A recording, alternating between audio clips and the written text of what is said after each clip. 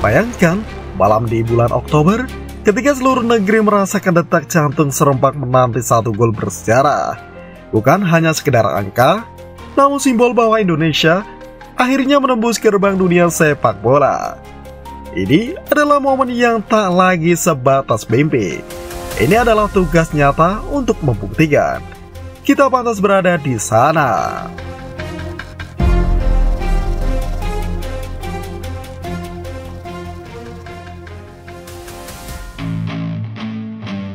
Undian yang menggetarkan hati.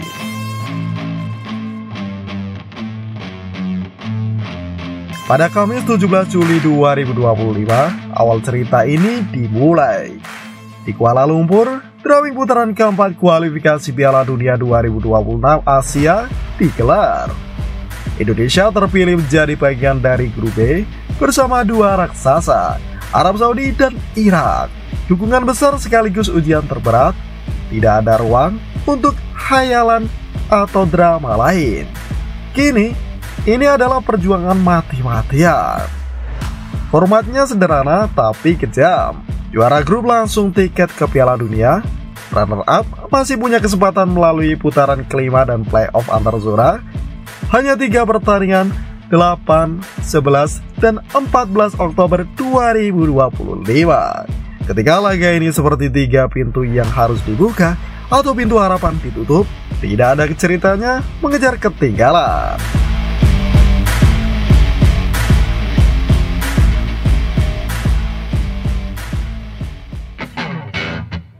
Dari sejarah suram menuju titik impian. Indonesia tiba di sini bukan tanpa perjalanan panjang. Di putaran sebelumnya, grup C, mereka finish peringkat keempat dengan 12 poin, cukup untuk unggul dari Cina dan Bahrain. Namun, masih di bawah 3 nama tangguh, Jepang, Australia, dan Arab Saudi. Hasil itu menunjukkan 2 hal. Pertama, progres nyata Indonesia pantas berada di level ini. Kedua, tugas berat menunggu, mereka harus membuktikan diri lagi di atas panggung lanjutan. Dulu kita menjadi penonton, kini kita siap menjadi pemain utama. Top skor zona Asia masih milik Almoez Ali dari Qatar 12 gol, Song Hae-min dari Korea Selatan dan Mehdi Taremi dari Iran 10 gol. Indonesia belum punya wakil di daftar itu, tapi sepak bola bukan hanya soal gol individu. Ini tentang sistem, ambisi, dan kolaborasi. Jika bisa bermain rapi, disiplin, dan menyerang di saat tepat, peluang menciptakan kejutan tetap terbuka.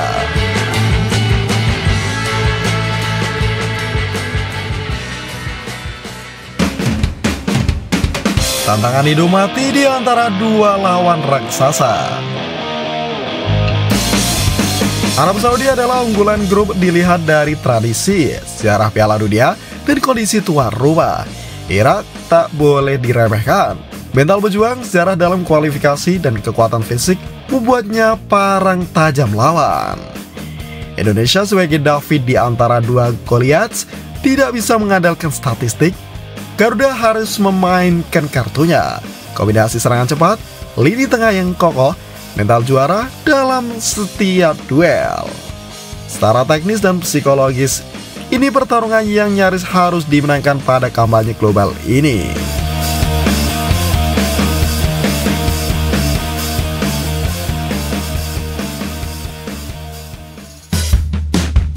Strategi Patrick Kluivert, 3 laga 1 takdir. Pelatih Patrick Kluivert tahu betul bahwa rotasi, manajemen fisik, dan mental adalah kunci kemenangan. Laga 8 Oktober momentum untuk menahan kedua kekuatan sekaligus. Laga 11 Oktober menentukan apakah tekanan awal membuahkan hasil. Dan di laga 14 Oktober, rebut peluang terakhir bisa jadi penentu antara jalan ke panggung dunia atau jalan panjang neraka putaran kelima. Ini bukan latihan, ini pertempuran inti, dan Garuda harus tampil tanpa cacat.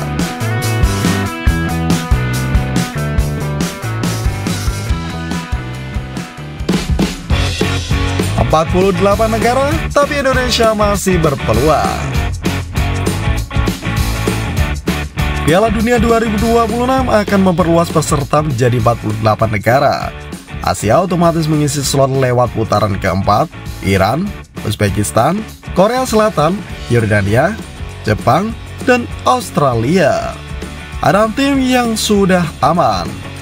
Sementara Indonesia, Irak, Oman, Qatar, Arab Saudi, dan Uni Emirat Arab harus bersaing putaran keempat kualifikasi Piala Dunia 2026 zona Asia.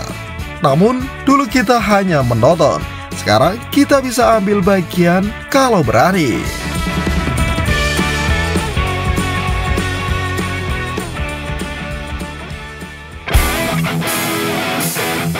Ini lebih dari sekadar sepak bola, ini tentang identitas. Tiba di ambang pintu dunia bukan sekadar soal prestasi olahraga. Ini soal bangga nasional, inspirasi generasi muda, dan bukti bahwa mimpi besar memang bisa dicapai, bukan cuma diceritakan. Apalagi di tengah tren peluang pemain diaspora seperti Rafael Strijk dan James Traven yang memilih Liga 1 Indonesia, membuktikan bahwa perjuangan Eropa tetap bernilai selama ada visi, kerja keras, dan kesabaran. 3 Oktober bukan hanya tanggal di kalender, itu adalah tanggal di mana jutaan mata akan menggantung pada bendera merah putih. Indonesia bukan lagi pembicaraan biasa, mereka menjadi sorotan, bukannya karena nama besar, tapi karena keberanian bertarung di tangga terakhir akses ke dunia. Ini bukan mimpi kosong, ini sejarah yang akan ditetes dari keringat dan doa.